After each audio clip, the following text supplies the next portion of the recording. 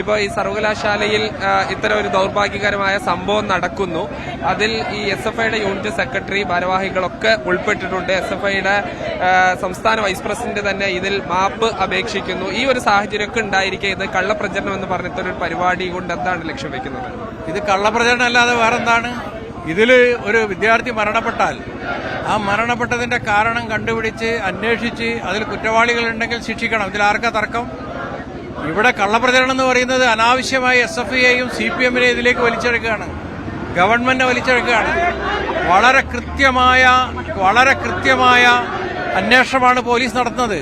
അതിൽ അഭിപ്രായ വ്യത്യാസം ഉണ്ടെങ്കിൽ ഏത് ഏജൻസിയെ വെച്ചോ, ഞങ്ങളാരും എതിർത്തിട്ടില്ലല്ലോ. ഒരാളെ അറസ്റ്റ് ചെയ്തതിനെ ഞങ്ങൾ എതിർത്തിട്ടില്ലല്ലോ. അന്വേഷണത്തിന്റെ അടിസ്ഥാനത്തിൽ അറസ്റ്റ് ചെയ്യുന്നതിനോട് ഞങ്ങൾക്ക് വിയോജിപ്പില്ല. പക്ഷെ ഇവിടെ പ്രശ്നം എന്താണ്? ഈ വെറ്റിനറി യൂണിവേഴ്സിറ്റിയിൽ എല്ലാ വിദ്യാർത്ഥികളും കുറ്റക്കാരായി അവതരിപ്പിക്കുന്ന രീതിയിലല്ലേ മാധ്യമങ്ങൾ അവതരിപ്പിക്കുന്നത്? അങ്ങനെയല്ലേ UDF-ന്റെ പ്രസംഗം?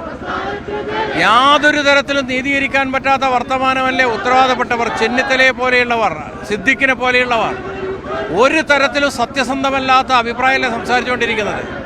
മാധ്യമങ്ങൾ എന്താ ചെയ്തുകൊണ്ടിരിക്കുന്നത്? 24 ചാനലിൽ ചർച്ചയ്ക്ക് പങ്കെടുത്ത ആളാരാ? ഈ വയനാട്ടിൽ ഒരാളെ കൊന്ന കേസിലെ പ്രതിയായി ജയിലിൽ കിടന്ന ആളാണ്. അയാളെയാണ് 24-ൽ ചർച്ച വൈത്തിരിയിലെ കോൺഗ്രസ് നേതാവ്. അയാളെയും കൂട്ടിയിട്ടാണ് MLA നടക്കുന്നത്. അവരാണ് ഇവിടെ കൊലപാതകത്തിന്റെ ഉത്തരവാദിത്വം മറ്റാളുകളിൽ അടിച്ചേൽപ്പിക്കാൻ വേണ്ടി ശ്രമം നടത്തുന്നത്. ഇവിടെ കൊലപാതകം എന്ന് പറയാൻ ഇപ്പോഴും ആയിട്ടില്ലല്ലോ.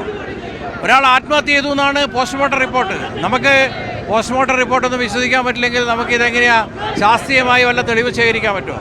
പോസ്റ്റ്മോർട്ടം റിപ്പോർട്ടിൽ അപാകതയുണ്ടെന്ന് ആക്ഷേപമുണ്ടെങ്കിൽ അത് ഏത് തരത്തിൽ അന്വേഷിക്കുന്നതിനും ഇവിടെ ഇടതുപക്ഷം എതിരല്ല, SFI എതിരല്ല, ഗവൺമെന്റ് എതിരല്ല.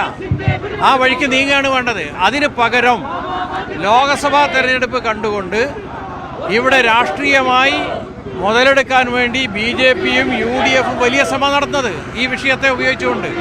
ഒരു വിദ്യാർത്ഥി മരിച്ചാൽ ആ മരണത്തിന്റെ ദുഃഖത്തെ രാഷ്ട്രീയ വോട്ടാക്കി മാറ്റാനുള്ള തീവ്ര ശ്രമമാണ്. ഇവിടെ നിലമ്പൂരിലെ കോൺഗ്രസ് ഓഫീസിൽ രാധ എന്ന് പറയുന്ന ഒരു സ്ത്രീ കൊല ചെയ്യപ്പെട്ടില്ലേ?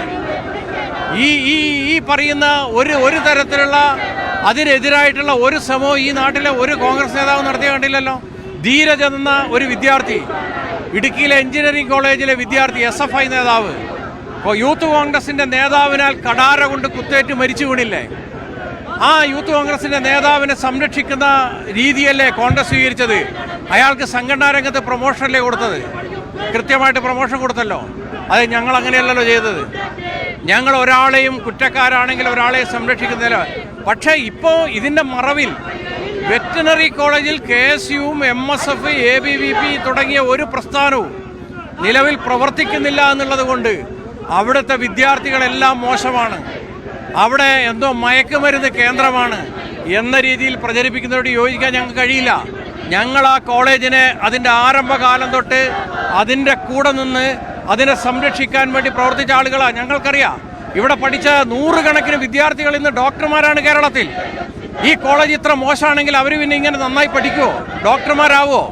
ഇന്ന് അവിടെ പഠിക്കുന്ന വിദ്യാർത്ഥികളെ എടുത്തോ, PG വിദ്യാർത്ഥികളുണ്ട്. PG വിദ്യാർത്ഥികൾ എന്ന് പറഞ്ഞതിൻ്റെ അർത്ഥം എന്താ?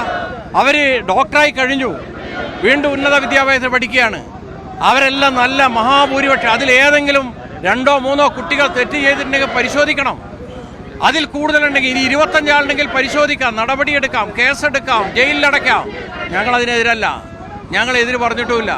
പക്ഷെ അനാവശ്യമായ CPM-ന്റെ ജില്ലാ കമ്മിറ്റി ഓഫീസിലാണ് ആളെ അടച്ചത് എന്ന് ഇവിടുത്തെ ചെന്നിത്തലയാണ് വയനാട്ടിൽ വന്ന് പറയുന്നത്. എന്ത് അടിസ്ഥാനത്തിലാണ് വൃത്തികേട് പറഞ്ഞത് അയാൾ? അത് വൃത്തികേടാണ്. ഇങ്ങനെ ഓരോരുത്തരുടെ പേരിൽ അനാവശ്യമായ ആരോപണങ്ങൾ ഉന്നയിക്കുക.